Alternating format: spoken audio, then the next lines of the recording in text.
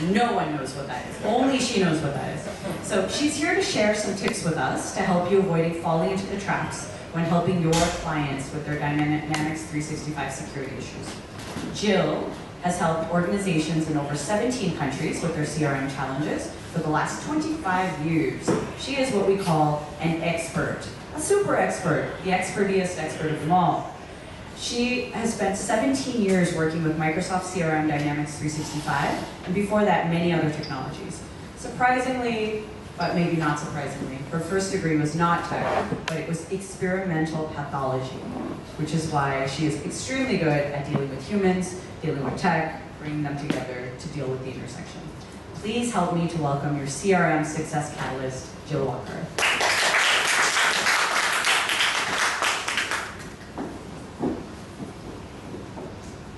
How many of you were first introduced to Shakespeare at an early age? How many of you don't even know who Shakespeare is? And how many of you really don't care?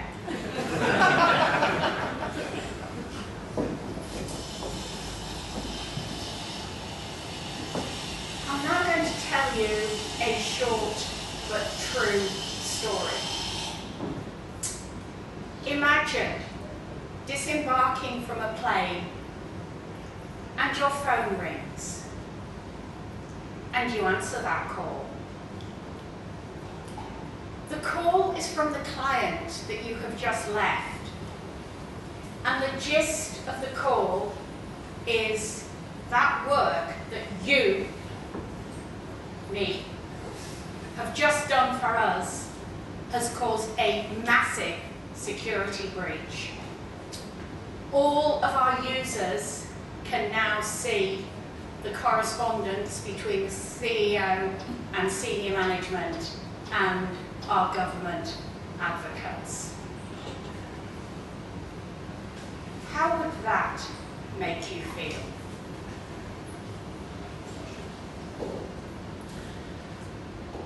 Obviously, I took the call. I didn't even leave the airport. I'll admit, I did seriously consider nipping into one of the bars for a bit of Dutch courage, but I didn't do that either. I settled down and started investigating. And it didn't take me very long to find what had happened. The simple answer is nothing. That security breach had been in place for many months longer than I had been working for the client. All that had happened was I had designed a couple of dashboards. I'd actually done a lot more than that, but as far as the security breach was concerned, I'd designed a couple of dashboards and I'd given the users some training. In essence, what I'd done was say door, doormat, key underneath the doormat. I had not actually created a breach at all. So what are we going to do in our 40 or so minutes together today? I'm going to take you through some of the challenges that Dynamics 365 Power Apps security poses to us as implementers in different ways. I'm going to highlight to you some of the moving parts of that security challenge. And I'm going to end up by giving you some tips so that you can avoid some of the traps. Traps like the one that I nearly fell into head first at Sydney Airport a few months ago. Like the other people we've heard from this morning, I don't believe that the people out here should do all the work. I think you should do a lot of the thinking, and any of you that saw my presentation yesterday will have done a lot more work yesterday than you're going to be asked to do today, but you are going to be asked to do a little bit. So the first question is why? Why do we need security in a Power App? Why can't we just have free-for-all?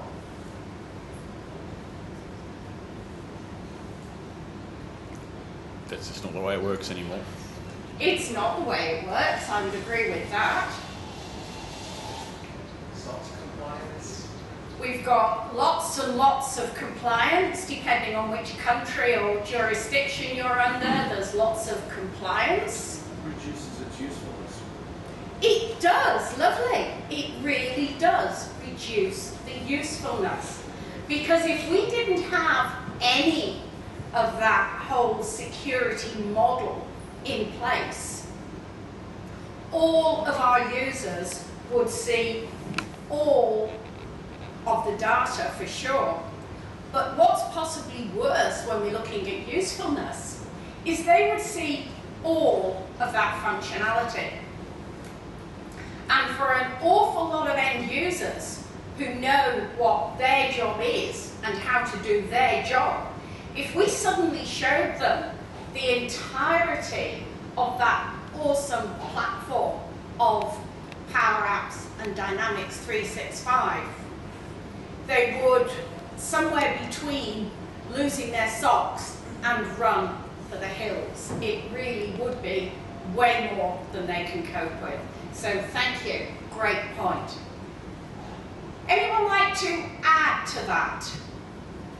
Data privacy. Sorry? Data privacy.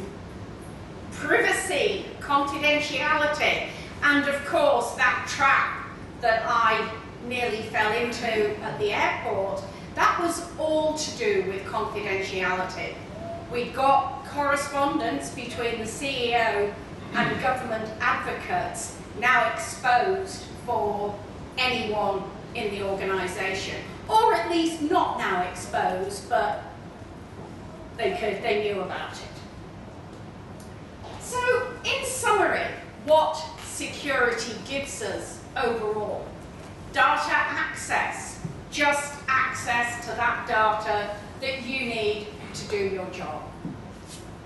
Data integrity, so we don't get lots and lots of copied data, or what's worse than copied data is probably almost copied data. Confidentiality, so we need to be able to say, you user can see this bit of data to do your job, and you user can see this bit of data, and so it goes on. Usability. The security model gives us a lot of usability when it's done properly. Done badly, of course, all of this is null and void. It also gives us the ability to work collaboratively. Now, when you think about it, if we weren't knowledgeable to some degree in Dynamics specifically, and even 21st century software, that whole requirement of confidentiality, governance, privacy, and so on, and usability and what have you, that feels like and it feels like we just shouldn't be able to make it work together. But the security model that Microsoft have given us allows and even supports all of these features. So we can have all of that privacy and security and so on, and we can have the collaboration. And that is essential, because today, far more so than even 30 years ago, and certainly far more so than 100 years ago, we live in a massively connected world. You've probably heard the idea that everybody is only 6 steps away from anybody else. Except it's not 6 steps anymore. It's now 3. So that gives you some idea of just how interconnected we are. We routinely use data from the other side of the world, from lots and lots of different places. And I'm now going to share a half story that I probably should have given Donna a bit of a heads up about, something she said on her Wednesday night presentation.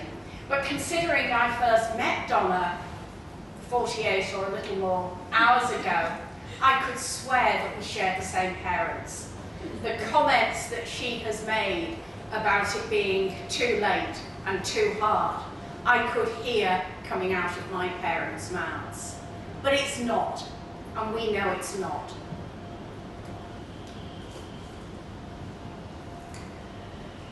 Satya Nadella, not very long ago, said businesses and users are going to embrace technology only if they can trust it.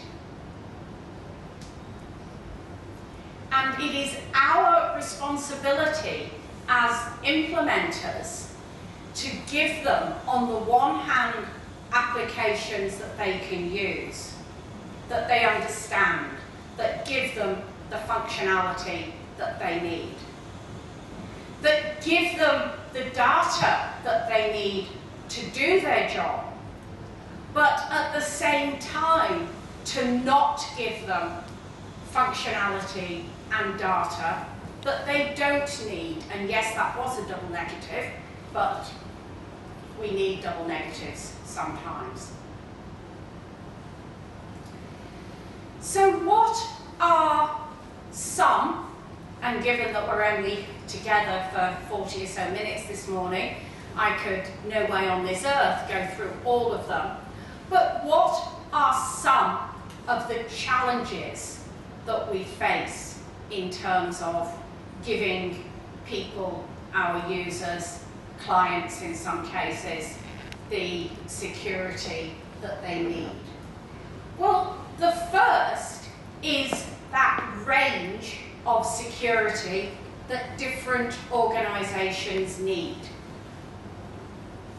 Smaller businesses typically have fairly open security, and typically most people will see pretty much all of the data.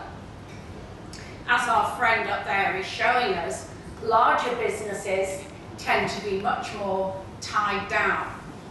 So we've got a product in the Dynamics platform that works for those smaller businesses, but also works for those larger businesses where it can almost be individual users can only see their own data and nothing beyond that. Not only does it work for that breadth of organisation, it also works for franchise models. And franchise models are sort of both of those put together. In a franchise, and you could think an awful lot of the fast food and boutique outlets if you want examples of those. But in a franchise model, we have got some instances of one legal business being in control of owning, looking after, and so on, one physical outlet. And elsewhere, under that same franchise, we've got one legal business possibly having half a dozen or even more actual physical outlets. It's a fairly safe bet that those one branch businesses versus the many branch businesses are going to have different data access and security needs.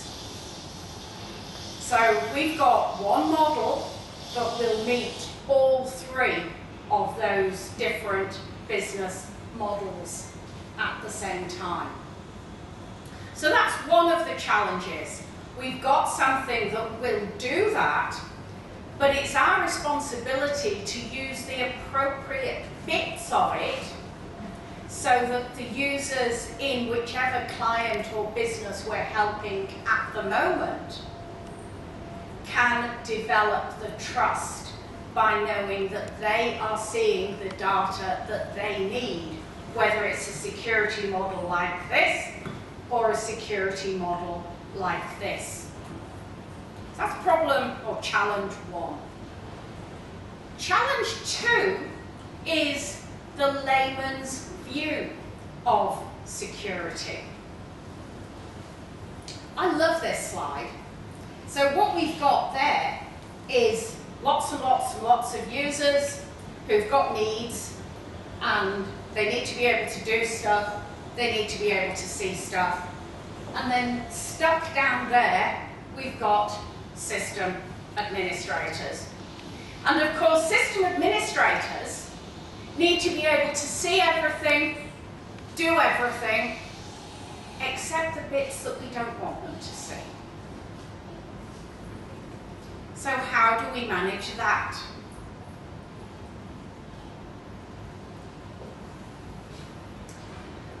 We also need to remember that there is more than in most organizations, or more groups of users than users, one homogeneous mass, and system administrators. So there we've got another challenge.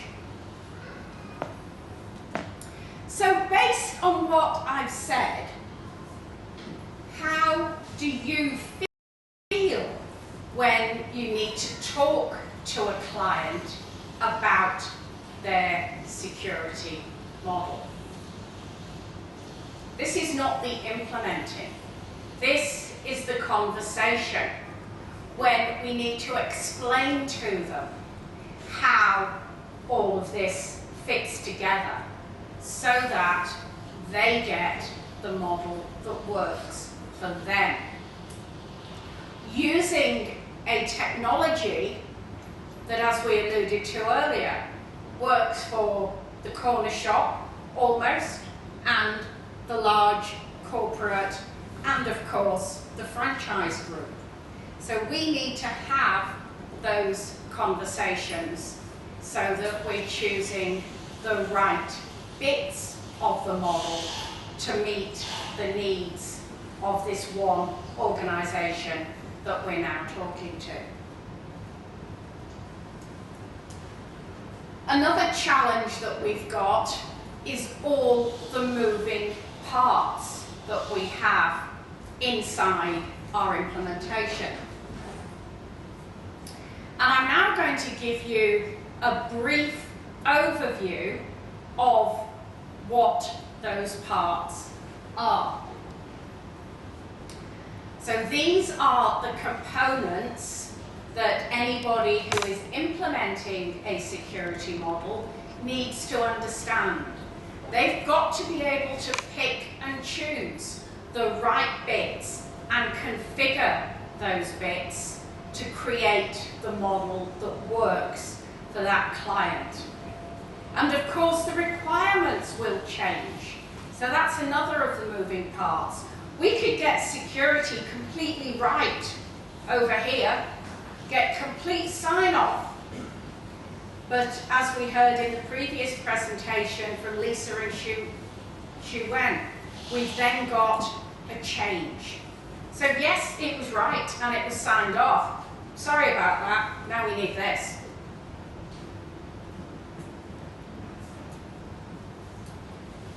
So the first part of the security model that you need to be aware of is the business unit. Typically, but not always, business units will be geographically based. So they allow you to split your organisation up by branch by office, by state, by country, something of that nature. You don't have to use geography, but I would say at least 7 out of 10 times of models that are right, the business units will be geography. And the next thing we need to understand is security roles. And as the name says, they are role-based. So typically your security roles will mirror, to a degree, job titles within the organisation. Of course, a key part of the security role is the users. So those people that actually use those Power Apps that we're building. And then we have teams, which are groups of users. By the way, these teams are different to Microsoft Teams. And the final component at this level is field security. So they're the top level bits that we need to play with in order to build that security model that our clients need so that their business works the way they want it to.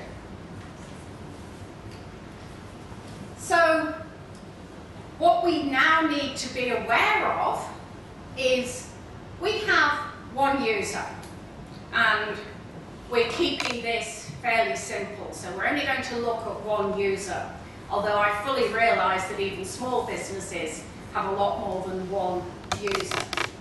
And that user can have multiple security roles. They can be a member of multiple teams. And if that wasn't complicated enough, we can even give security roles to teams.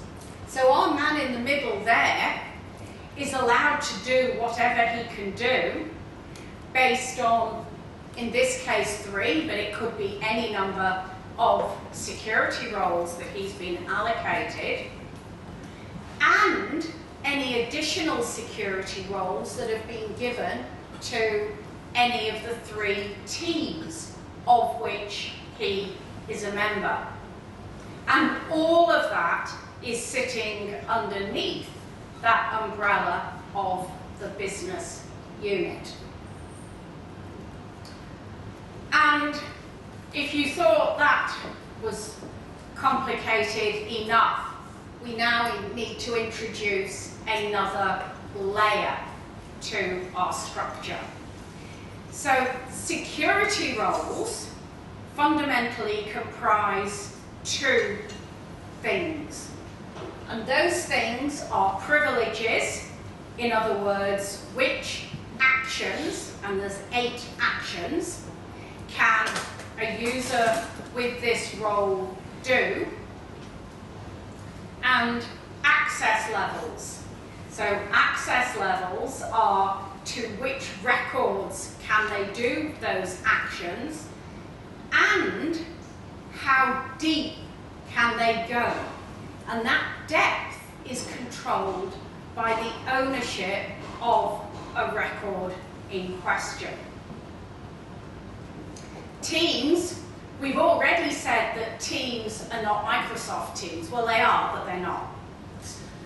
But within those teams, we've then got ownership teams and access teams.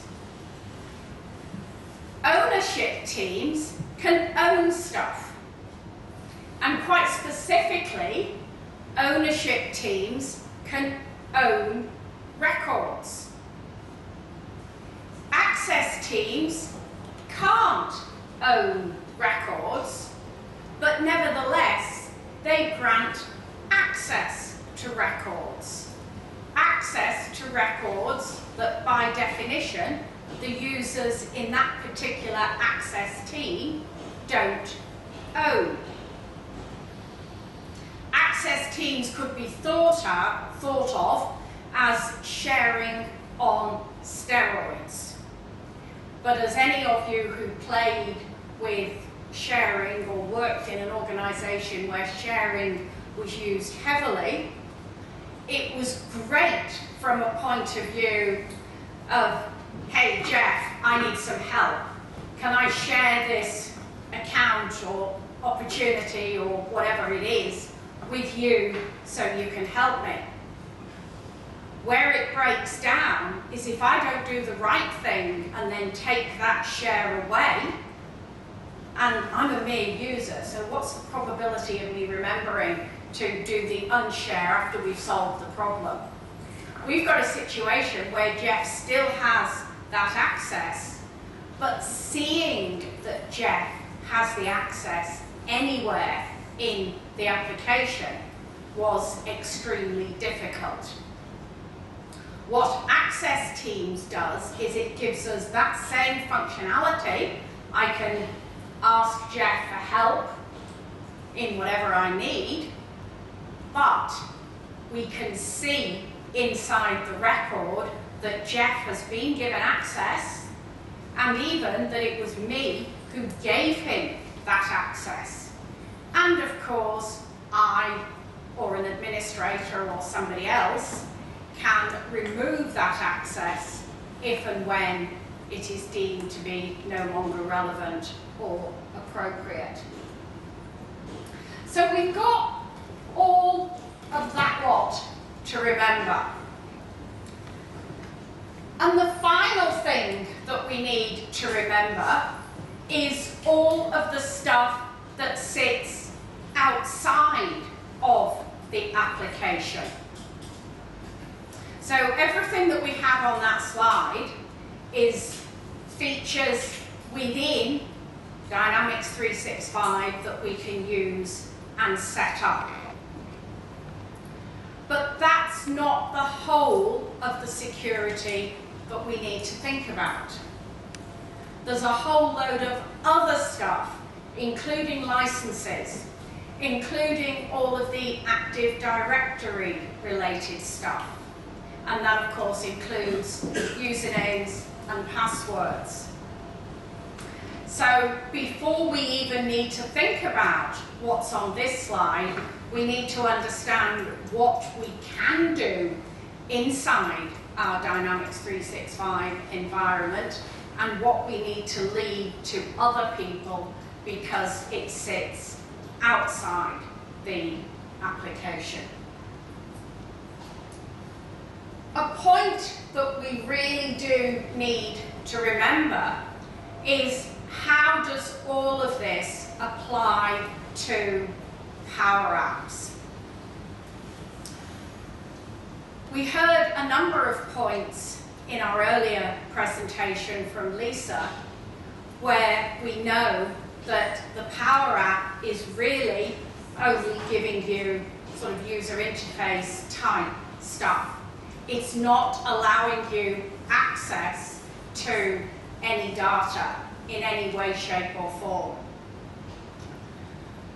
A user can only access an app if they have a security role that grants them access to that app.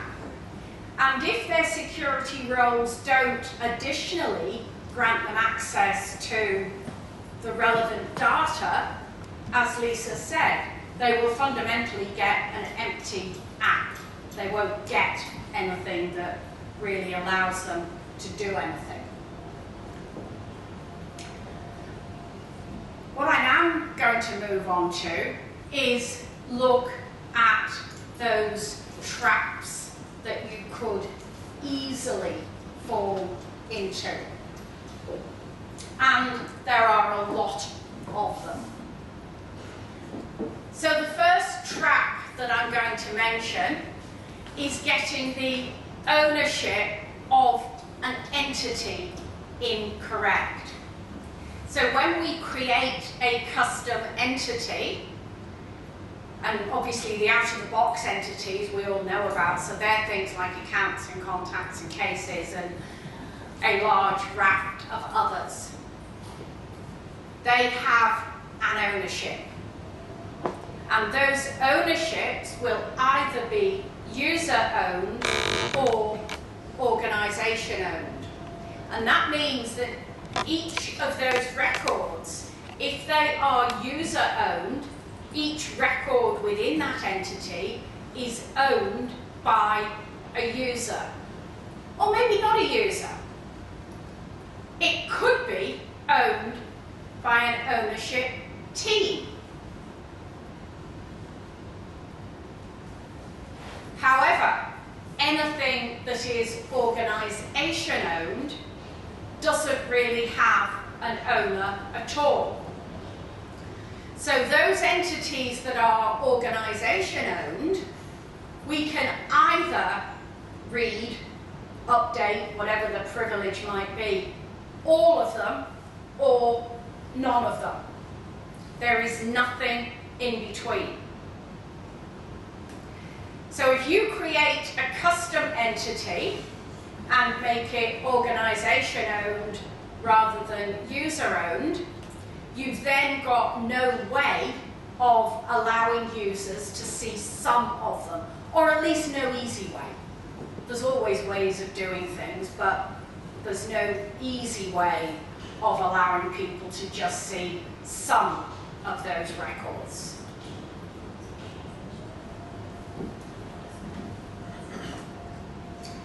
Oh, this one's one of my favourites. Giving all users system administrator, because after all, it lets them do everything that they need, including hanging themselves, I think. So that's another trap.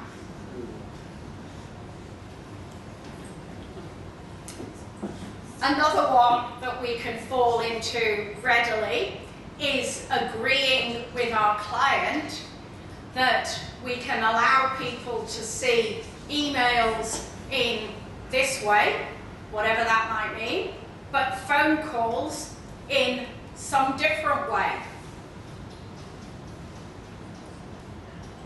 When you look at the security role structure, you will see that email isn't there, nor is phone call. What's there is activities. So you need to structure the security model by whatever we're talking about for all of the activities. I've highlighted phone calls and emails, but there's a lot more than two, as I'm sure you're aware. And whatever access we have to emails has to be the same that we have to phone calls, to tasks, and to the other dozen or so. Plus, of course, any custom activities that we may choose to create.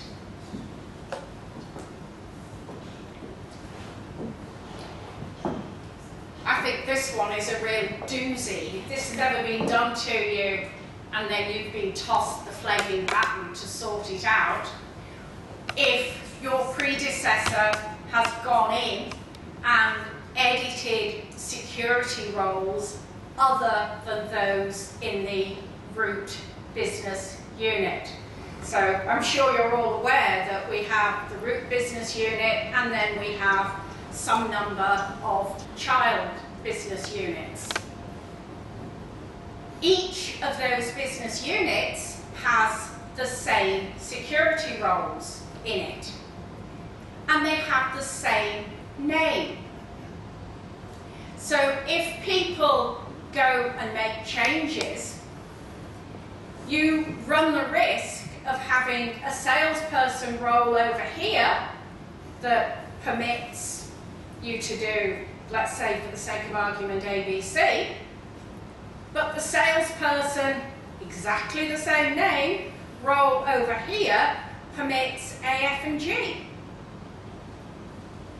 That can be real fun and games to go, first of all, work out why the problem has arisen, and secondly, what are you going to do about it?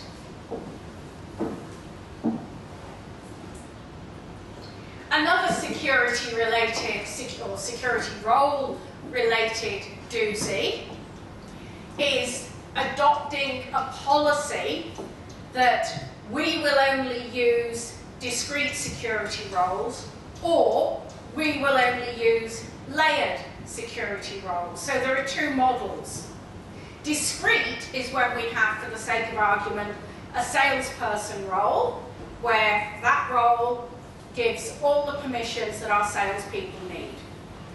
Layered is where you have typically something like an all-staff role, and the all-staff role gives those permissions and access that, surprisingly enough, all staff are deemed to need.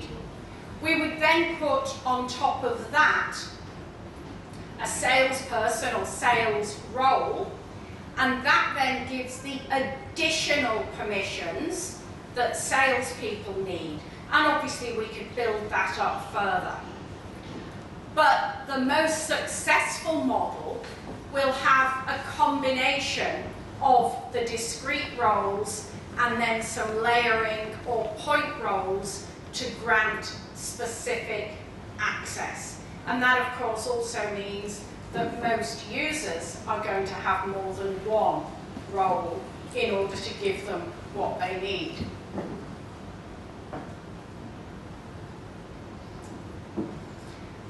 Another true story. I had a phone call from a client a couple of weeks ago saying our users can't save contacts. And I thought, okay.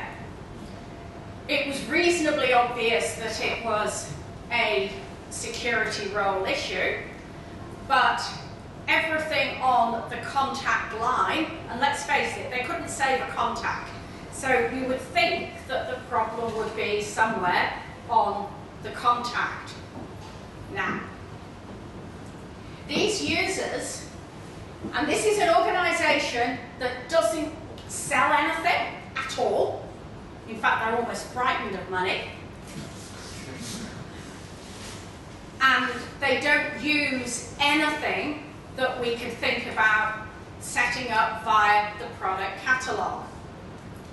But the permission that was missing for these users was priv-append product. Go figure. There was nothing on the contact form that addressed products. They don't use products, but these users need priv-append product to save a contact. I fixed the problem, but I haven't worked out why.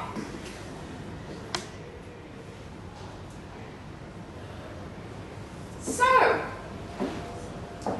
the components of the security model are simple, but that doesn't make it easy. And that's one of the reasons why today I'm not doing a demo. Creating a business unit is probably simpler than creating a contact, technically. Changing security roles is about clicking on coloured dots with your mouse. But just because what you do with the keyboard and the mouse is simple, that setting up the security model for your client that meets their requirements is by no means easy. So I'm going to finish by running through some tips that I think will help you with setting up the security model. The first tip, I think, is have a process for setting up new users so that it is straightforward and based on what their job in the organisation is you know what business unit and roles to give them. So part of your role as the implementer to create that trust will be to document that process so then it can be enforced. Within that process, only allocate the minimum security roles that a user need in order to do their job. One of the best tips that I'm aware of inside Dynamics, at least for debugging this, is the user summary report.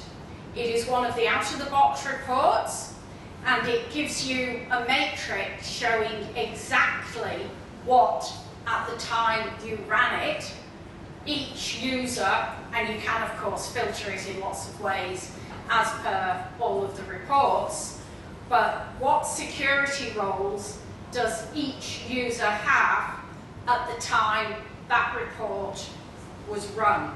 And it quite nicely puts the date and time in the header or the footer, one or the other, so you can see this was the situation then. Certainly stick with logical names for your security roles. So the salesperson role should be for salespeople. The number of times I hear things like, oh, but we know.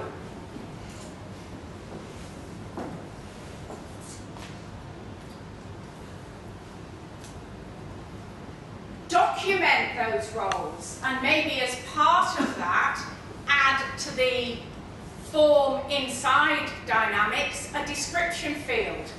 I was amazed when I went and looked a couple of days ago when I was putting this together that there is no description field inside the security role, so that we don't actually get an easy way to say what the function of that role is, or should we say what the role of that role is. And the final tip I'm going to give you is about testing. So test with real live users. At risk of stating the obvious, we cannot test this stuff as system administrator. And within that testing, put a massive amount of effort into the exception cases. So the things that should only happen 5 to 10% of the time. So as you've probably realized, security generally and specifically inside Dynamics 365 does not allow you to be complacent. And just looping back to close all of this off, Macbeth, Shakespeare's Macbeth, had 3 warnings about his impending death. But he ignored all of them. He was warned to beware Macduff, beware the Thane of Fife. Macduff killed him. Macduff killed him by cutting his throat and holding his head up. Macduff was delivered by caesarean section. He was not born. And when Macduff's army advanced immediately prior to Macbeth's death, they came through Burnham Wood. They cut a branch, and they used those branches as camouflage. So Burnham Wood advanced on Dunsinane Hill, where Macbeth lived. So it is essential that you don't allow complacency to be your downfall.